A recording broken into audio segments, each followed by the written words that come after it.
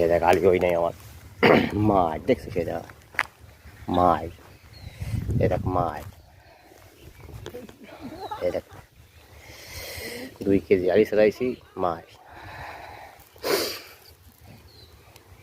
এ দেখ এইটুকু ধরিয়েই মাছ